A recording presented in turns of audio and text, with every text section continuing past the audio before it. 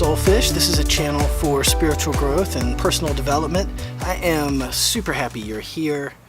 You know, for many of us, this is a time where we're experiencing all sorts of different types of opportunities, different chances to try new things, to experience, or maybe to relive some experiences and trying them in a different way, right? Like almost to release it.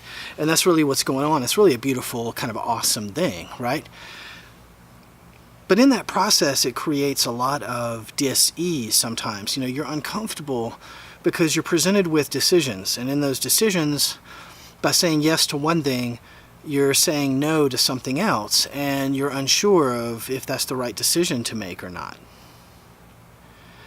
And this is part of the process for you really choosing what kind of story you want to have in book 2.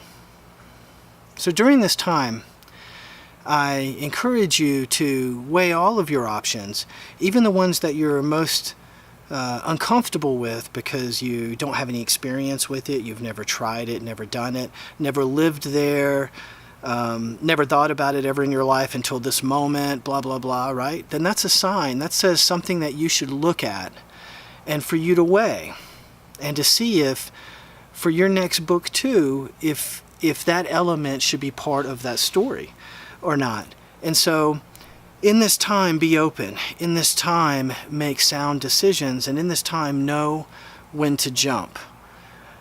You know, the time is collapsing. I feel very much that time is collapsing and that book 2 is going to begin before the end of the year. Well, if you think of it like that and you said, hey, you know, I've got this window of time and I'm really trying to work through it and figure out what's going to be in my best interests, it's going to take a little bit of risk. It's going to take a little bit of a gamble. You know, for a lot of energy sensitives, you focus on seeing. It's like you're trying to feel it out and see what's the best path versus letting yourself be shown.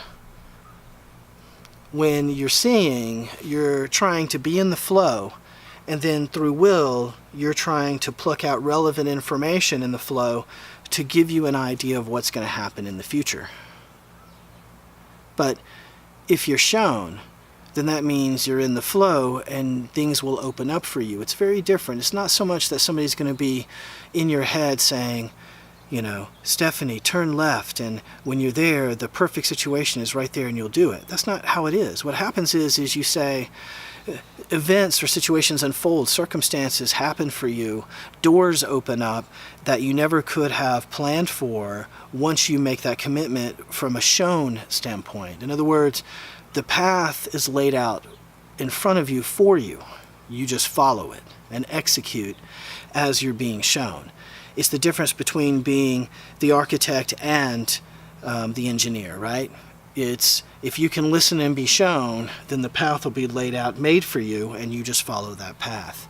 Very tough to do because we're seeking stability and security. We're seeking, you know, some peace in all of the turmoil that we feel is around us, or we're seeking the reward for all the hard work that we feel like we experience right now in this moment, so we'd like some payback in this moment, right?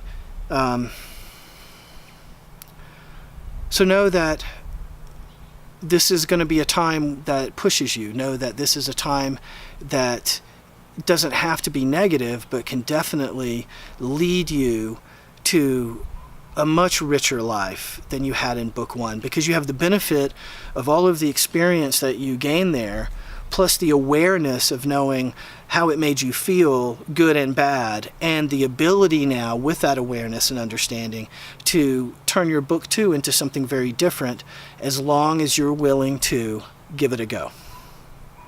And if you're shown, instead of trying to see, the path will be laid out for you, and you'll know when to jump. I hope that's helpful.